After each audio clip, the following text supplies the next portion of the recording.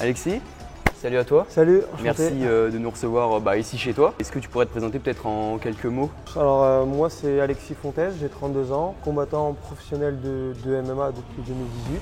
Neither fighter the top by Alexis Fontes. Again, parlays it beautifully into a takedown. Oh, there's the two! Just like...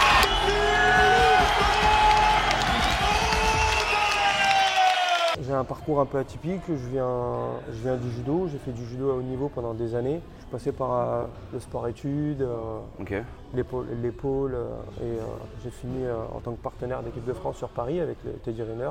Ensuite j'ai eu une grosse blessure au genou qui m'a fait arrêter le judo. J'avais besoin aussi d'un renouveau dans ma carrière sportive et j'avais envie de nouveaux défis, donc je me suis initié au grappling. J'ai enchaîné les championnats de France que j'ai remportés et tout de suite ça m'a permis de rentrer en équipe de France. Ok. Et judo, tu étais déjà ceinture noire? Ouais, bien sûr. Quand je suis arrivé en grappling, j'étais pas sans base. J'arrivais avec des bases solides de judo, j'avais 20 ans de judo et tout, j'avais 10 ans de haut niveau, quoi. Comme je t'ai dit, j'ai commencé un peu le grappling et aujourd'hui j'ai besoin d'un coach. Du coup là, je te suis dans ta séance, je te laisse faire. Ok, ça marche. Ce que je vais te montrer, ça va être une technique pour amener un adversaire au sol. Ok, donc on va partir de là, une main sur l'épaule, une main sur la nuque, et une main sur le bras. Avec cette main-là, je vais venir enrouler ton bras, coiffer ton bras, d'accord? Ouais. Et avec celle-ci, je vais mettre de la pression vers le bas, me rapprocher de toi pour venir enrouler ta jambe et pouvoir t'amener au sol. Ok, d'accord. C'est une technique type judo que j'ai un peu agrémentée à mon style de grappling. Okay, donc je vais te laisser la faire. De la nuque, ça descend sur le bras pour enrouler. Voilà. Et là, tu vas venir faucher avec cette jambe-là. Tu vas te rapprocher, venir enrouler ma jambe avec ton pied. De l'intérieur? Ouais. Okay. Crochette. Voilà. Et tu pousses. Ok, d'accord. Ok, on va la refaire. Ça, c'est vraiment des trucs, moi j'ai jamais fait ça, tu vois. Moi j'ai déjà fait un truc genre, je te tire le bras, ouais, je te prends comme ça, et après j'enchaîne en étranglement, mais... Là c'est un peu plus spécifique, donc je suis là, je suis sur la nuque, je viens enrouler le bras, coiffer, et après ici, je viens vraiment balayer ta jambe avec l'arrière de mon talon. Boum, viens enrouler mon bras. Voilà, super. N'hésite pas de tomber avec moi. Comme ça tu te retrouves dans une position favorable au sol. Après, on peut partir sur celle que tu m'as montré. Ça va être saisir le bras, tirer, venir dans le dos. Ok, d'accord. Okay. Une fois que je suis dans le dos, je vais pouvoir t'emmener au sol. Je suis là, je vais venir m'asseoir, tendre ma jambe, t'emmener ici. Ok. Là, du coup, c'est bras opposés ou bras du même côté? Le bras qui est devant toi ou celui que tu veux. Okay. Tu peux faire sur les deux. Saisis le bassin, voilà, tranquillement. Maintenant, tu vas venir fléchir ici sur ta jambe comme un squat, tendre celle-là. Tu l'attends et tu m'envoies par là-bas. Tire bien le coude. C'est poignet-coude. D'abord poignet, ensuite coude. Boum, très bien. Voilà, super. Okay. Là, tu fais quel poids actuellement? Actuellement, je suis à 96 kg. Ok, je les sens. On y va. Boum. Ok. On repart sur la première. Encore une fois. Tu vois, le but là, c'est vraiment qu'avec une fois que tu es rentré ici, là, tu agis et tu mets du poids. Ok. Voilà. Mine de rien, ça crève de tourner avec un gars qui fait 25 kg de plus. Ouais, c'est sûr que de me soulever à chaque fois, ça peut demander un effort supplémentaire. Ce que je te propose, c'est de partir sur des amenés au sol. Ok, vas-y, je te suis. Type attaque de jambes. Ce qu'on voit souvent en grappling, c'est des mecs qui arrivent, qui combattent et qui viennent tout de suite chercher les jambes. Comme des lutteurs, comme un peu au rugby, des plaquages. Tout ce qui est du coup single leg et double leg. Double leg, exactement. Tu sais, je vois les lutteurs qui marchent comme ça en posant le genou. Ouais, on fait ça. Ouais, tu vois, ces trucs-là, je trouve ça trop dur. En fait, ça, c'est pour nous. Quand tu es en face de moi, c'est pour me donner de la vitesse pour rentrer, chercher mon amené de lutte. Okay. Tout de suite, je viens de percuter, j'ai gagné en vitesse. Ça m'évite de partir d'ici et que tu me vois y arriver. Je vais travailler sur tes bras et là, d'un coup, ouais, ok. On va venir t'emmener. Du coup, là, ce que tu vas me faire, ça va être une attaque de jambe. Et moi, je vais faire ce qu'on appelle un sprawl. Dans notre milieu, un sprawl, c'est une défense. C'est ce mouvement-là. Ouais. C'est prendre appui sur le dos de mon partenaire et jeter mes jambes loin derrière pour éviter que lui vienne me les saisir. Okay. Tu vas me faire bouffer le sol. Donc en fait, toi, je vais le faire tranquille. Ouais. Toi, tu vas me saisir les jambes.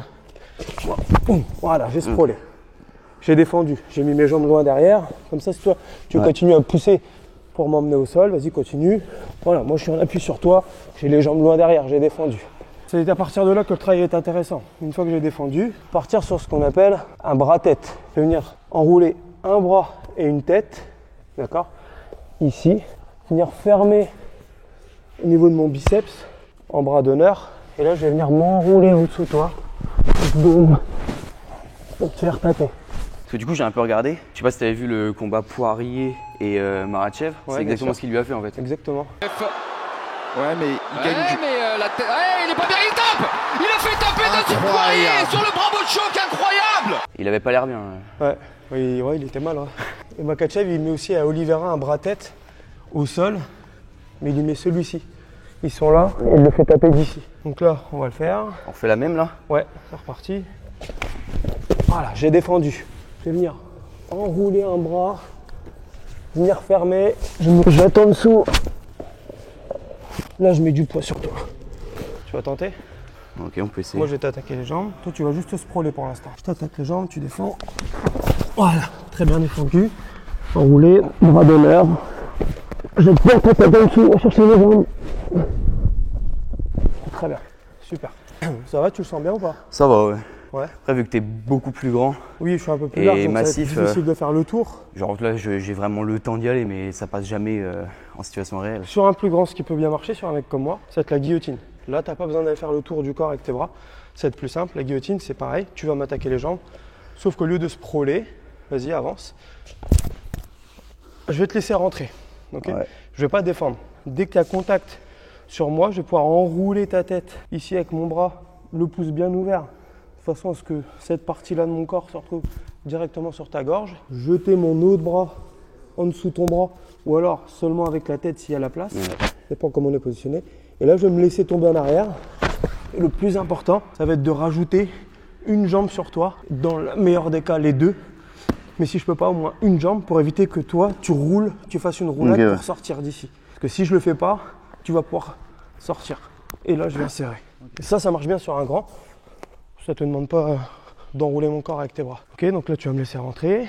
Boum. Voilà, je suis rentré. T'as fermé. Voilà, t'as guillotiné. Viens t'asseoir. Et balance tes jambes par-dessus. Très bien. Et là.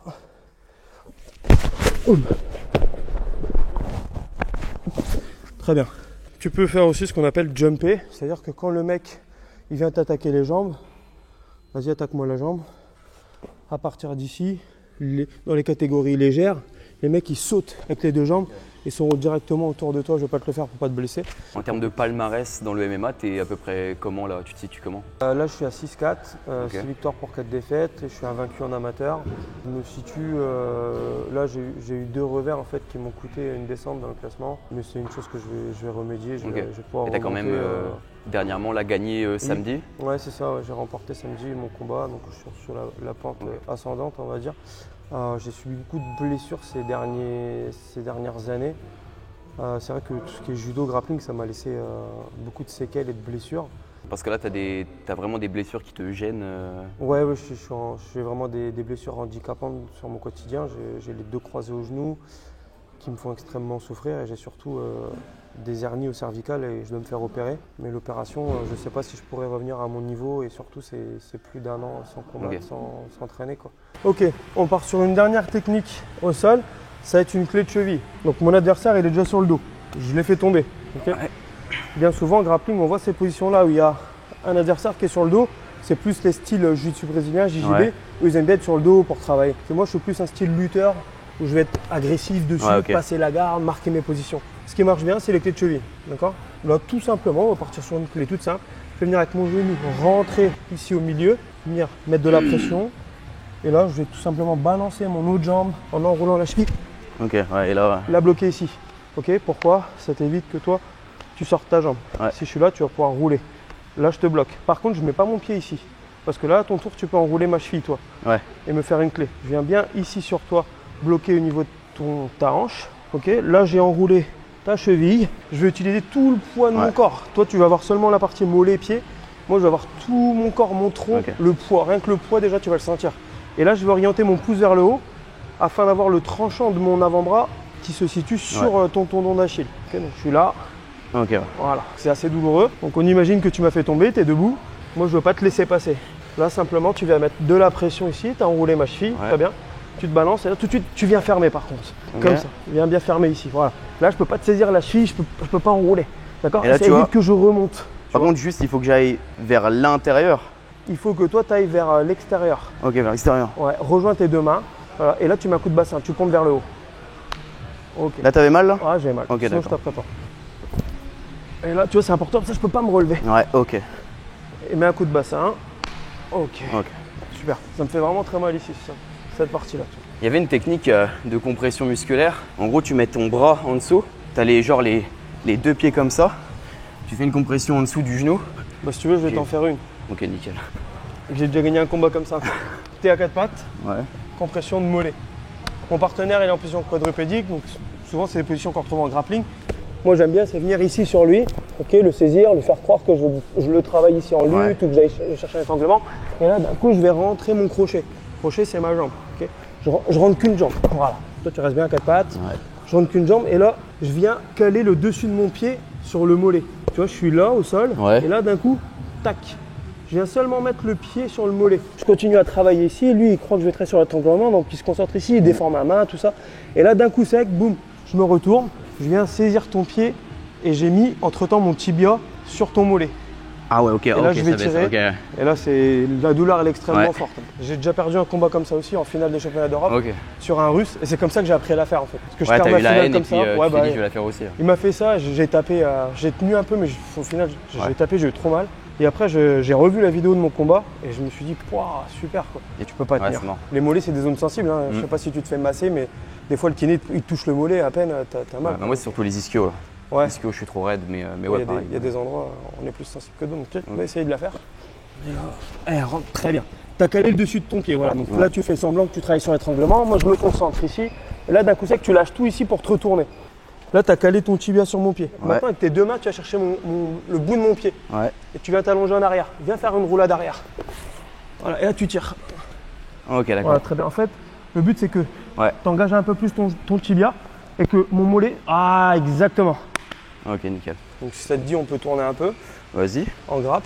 En grappling juste Ouais, en grappling pour l'instant. Bah, je pense qu'on va changer les micros. En termes de fréquence, les combats, c'est tous les combien de temps? Un combattant de MMA professionnel, il combat environ 3 fois par an. On dit c'est tous les 3 mois. Le temps de préparer son régime, Ok. préparer son combat.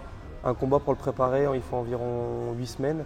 Et le temps de récupérer aussi après le combat, il te faut bien 3 semaines, un mois. Après, moi, je regarde un peu l'UFC et ils combattent pas autant, non? Il y en a même qui combattent parfois une fois par an. Une fois par an, ouais. En Donc fait, ça c'est- dépend des blessures que tu vas avoir lors du combat, lors de ton camp d'entraînement. Souvent, c'est lors du camp d'entraînement que tu te fais beaucoup de blessures. Et il y a aussi l'impact psychologique, quoi. Des Ouais. fois, après un combat, tu as besoin de beaucoup de temps avant d'y retourner pour travailler sur ton mental, ta confiance ou certains différents aspects. Mais avant tout aussi, on a un phénomène dans notre sport qui nous impacte beaucoup au niveau de notre santé, c'est les cuttings, le régime. Ouais. Pour descendre de catégorie au dernier Pour moment. aller dans notre Ok. catégorie, on doit cutter, jouer sur la déshydratation du corps. Ça nous impacte fortement D'accord. et ça fait que tu peux pas enchaîner les régimes tous les mois, quoi. On part sur un petit temps de 3 minutes pour l'instant. En termes d'intention, je mets. Tu peux y aller pleine balle, toi, si t'es chaud. Tu check, c'est parti. Go.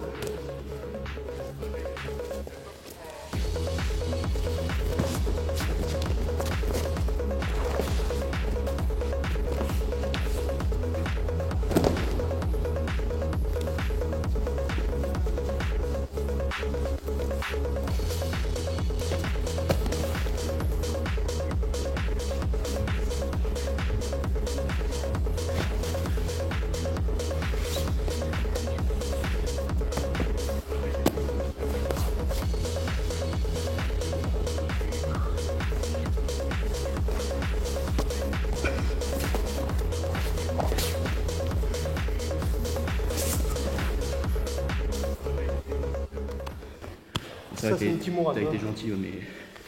C'est des clés qui peuvent aller très vite et faire mal. On a la moitié.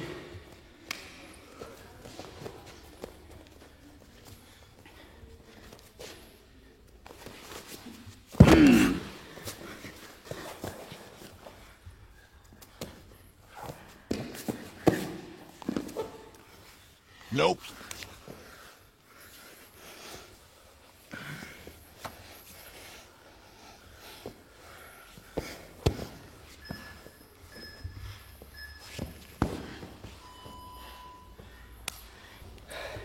Fatigué? Bon, non, nickel. Si, un peu quand même. Et on sent vraiment la pression, c'est ouf. Mon positionnement en fait va être très stratégique. T'es tout le temps en train de m'écraser, Ouais, des points d'appui. Je sais où me placer pour te fatiguer aussi. J'anticipe toujours ce que tu vas faire. Pour moi, c'est un sport Je viens du judo, et du coup, le judo, on nous apprend la sensation et se servir de la force de l'autre. J'utilise vraiment la force de l'autre à mon avantage. J'ai essayé de t'amener au sol, et en fait, la seconde d'après, c'était moi. Je me suis servi de ça, voilà. Ça m'économise, du coup, je me fatigue moins. Après, je vois que toi, tu as de la muscu, ça se sent. Tout de suite, c'est de la force. Ouais, mais grosse force. tu vois, j'ai tout le temps, Mais je c'est suis de tout la le temps sous dépense. pression et voilà, je me Voilà, fatigue c'est tout beaucoup le de temps. dépenses.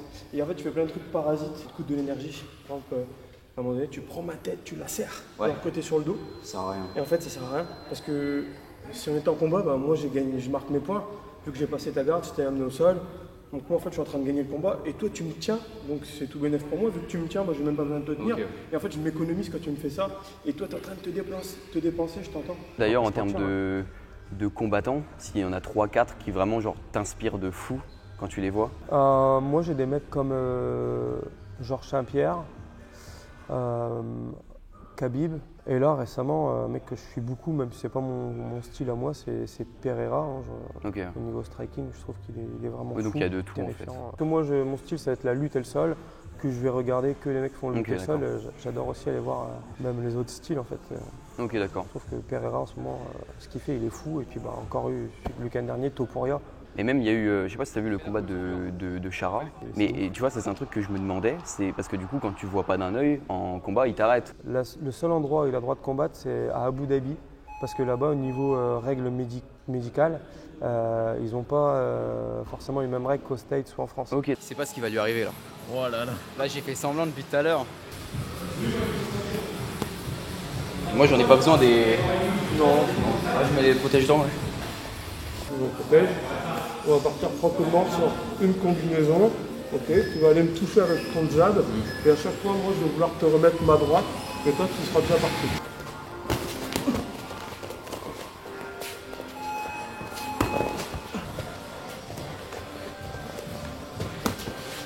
Ok, donc maintenant, c'est moi qui vais te le faire. Je vais te toucher, toi, tu vas me remettre ta droite.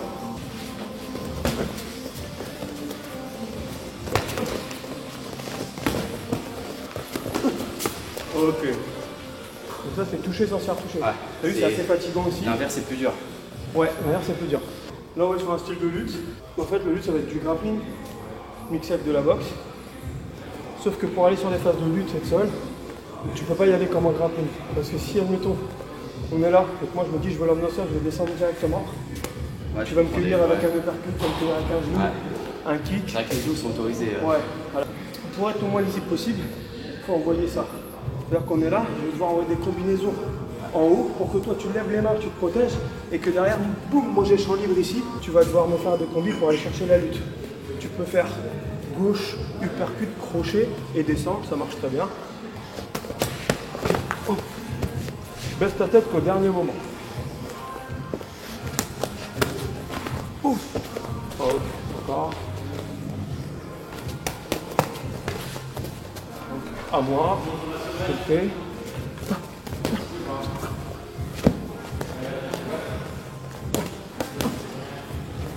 Deuxième solution, je vais t'agresser avec les poings. Donc là, je vais avancer sur toi. À toi de choisir le bon moment, boum, pour venir chercher mes jambes. T'as des gars qui s'arrangent dans des états. T'as du sang partout à la fin. Ouais. Tu sais quand tu vois Shimaev là, Ouais. qui brise des dents. Tu sais, il lui a brisé les j'ai dents. vu, C'est ouais. c'est un truc de ouf en vrai. La plupart, on voit pas ça comme une violence.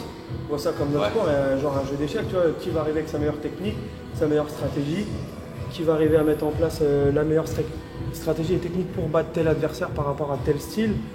Et après, on pense pas à l'aspect violence, même si au fond de nous, il y a quand même une part d'agressivité et de violence. Tu vois, on est là quand même pour faire du dégât et remporter le combat parce que c'est lui au moins une fois dans la cage. Tu te verrais genre tenir 5 minutes contre un gars comme Shimaev, un truc comme ça. Genre on te dit 5 minutes, pas de règles. Tu penses que tu peux... En tout cas, j'y vais, c'est sûr. Ah ouais? J'ai ce courage de ne pas avoir peur d'affronter Ok. qui que ce soit. Je me dis, moi je suis prêt à aller affronter n'importe qui. C'est pas dit que je gagne, mais en tout cas j'irai. Ok. Je sais boxer, je sais lutter, je connais le sol. Il a 2 bras, 2 jambes, qu'est-ce qu'il va me faire de plus? Il peut me faire des dégâts, je peux aussi lui en faire. Après, c'est un monstre. C'est clair que Chimaev, c'est vraiment un monstre. Il est dans ta catégorie de poids, non? Ouais, il est dans ma catégorie. Et en termes de contrat, du coup, tu signes pour un nombre de combats ou pour une durée, par exemple pour un an, des trucs comme ça? Tu signes pour un nombre de combats. Moi, j'ai D'accord. signé pour 4 combats. Ok. Et tu as des primes de victoire? Tu as toujours une prime de combat et ensuite tu as une prime de victoire qui s'ajoute si tu gagnes. Ok. Ça, c'est propre à chaque organisation. Tu as des organisations, ils vont te dire ah bah écoute, nous, c'est tant la prime de combat, tant la prime de victoire. Et tu as d'autres organes qui vont dire bah, c'est la prime de combat et plus une performance de la soirée si tu mets un KO ou une soumission. Ça dépend des organes. Donc mais il t'incite quand même à faire un peu de voilà, spectacle. de spectacle quoi. Si tu veux, on part sur un petit sparring MMA. Vas-y. Tu vas choisir le style que tu veux. Soit tu vas décider de me toucher et bouger, soit tu vas essayer d'aller me boxer pour me coller. Allez. Donc, tac.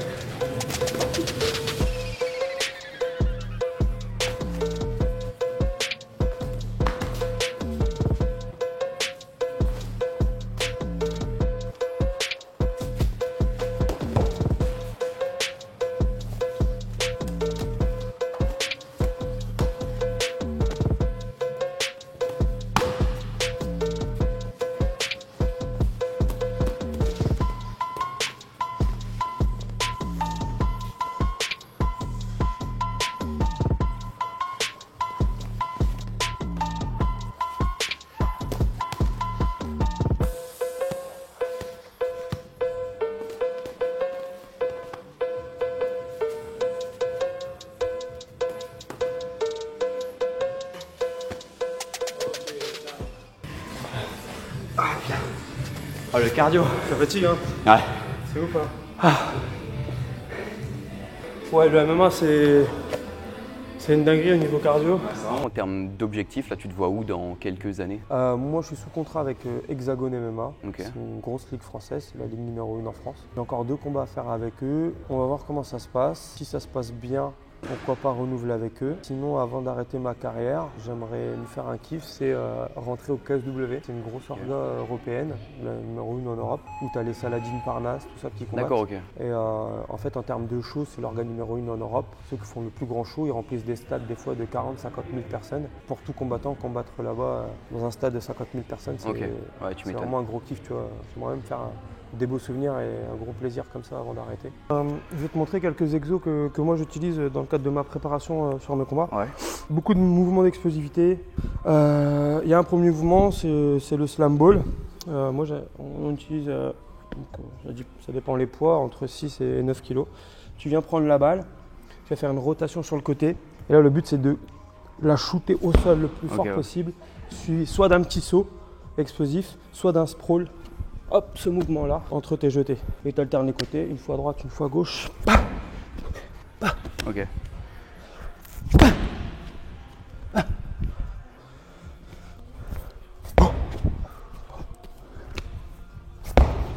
Voilà, et là on vient exploser comme ça. Après, je sais pas si je le fais bien. Franchement, c'est pas mal. Ça va Ouais, c'est très bien. Tu utilises bien la rotation du corps, tu exploses bien. Utilise ton souffle. Enfin, nous, je sais que quand on claque la balle, on expire. Deuxième mouvement, ça va être le travail du swing. Le swing, ça va être de venir jeter le kettlebell devant en utilisant que le bassin et pas les bras. Je vais utiliser mes hanches pour lever le kettlebell à hauteur de mes épaules. Et c'est vraiment mes hanches qui envoient le KB et pas mes bras qui forcent pour le monter. Ok.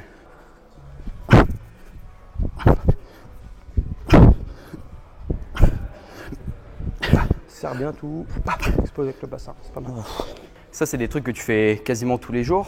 Non, la prépa physique, je la fais 2 à 3 fois par semaine. Je vais avoir une fois, ça va être de la force ou de l'endurance de force, selon où on en est de la période à l'approche du combat. Si c'est loin du combat, on va faire une fois de la force. Si c'est proche, ça va être de l'endurance de force. Et après, ça va être 2 fois du cardio spécifique, une fois du circuit training et une fois travail à l'assaut bike ou au sac de frappe. On fait beaucoup aussi travail au sac de frappe. Donc là, comme je te disais, sur le battle rope, soit en classique, on vient mouliner avec les bras comme ça, soit les 2 bras, ou alors on vient saisir en uppercut comme ça, faire des mouvements d'épaule extérieurs ou intérieurs. Ça, c'est bien spécifique à la lutte, ça fait bien bosser les bras comme la lutte. On peut le faire aussi en se déplaçant sur les côtés et en rajoutant des fois des sprawls pour aussi varier. Ouais, tu varies les plaisirs, quoi. Tu varies les plaisirs, si on peut appeler ça un plaisir.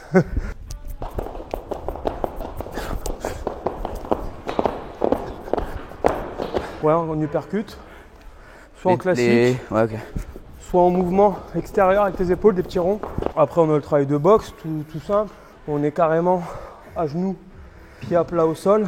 Ok, et là, je vais venir en 2 étapes me relever, exploser pour l'explosivité des jambes. J'ai plus rien dans le sac. 1, 2. Ouais, c'est pas mal. Je sais pas si c'est indiscret, mais vous avez dépensé combien pour cette salle-là? Pour cette salle-là, c'est pas indiscret. On va être aux alentours des plus de 100 000 euros d'investissement, entre 100 et 130. Matériel et travaux, je parle. D'accord. Après, en termes de matos, on va être plus autour des 70. Alexis, merci à toi. Bon, merci à toi d'être venu. C'était hyper intéressant, puis merci d'avoir pris de ton temps Oui, il n'y a pas de problème. pour nous. Peut-être essayer de présenter un peu où on est. Donc alors ici, vous vous trouvez au Strong Fight Gym, dans la zone de Croix-Blandin. On est une structure de sport de combat et de prépa physique, où on fait aussi bien du loisir que de la compétition. On accueille des débutants qui n'ont jamais pratiqué, jusqu'à personne qui veut performer en compétition et atteindre le haut niveau. J'ai vu aussi que vous aviez des cours exclusivement pour les femmes. Ouais, on a des cours exclusivement féminins et on a des cours aussi enfants, des cours kids qui fonctionnent très très bien. On a une 60aine d'enfants, les mercredis et samedis. Donc c'est l'avenir du SFG, de la salle. Bah écoutez, n'hésitez pas à aller sur les réseaux d'Alexis. Merci. Sur Instagram que je mettrai juste là. Les miens aussi, pourquoi pas. Puis écoute Alexis, je te remercie, c'était un plaisir. Avec grand plaisir, t'es le bienvenu. Bah écoute, avec plaisir. Merci à toi. C'est gentil.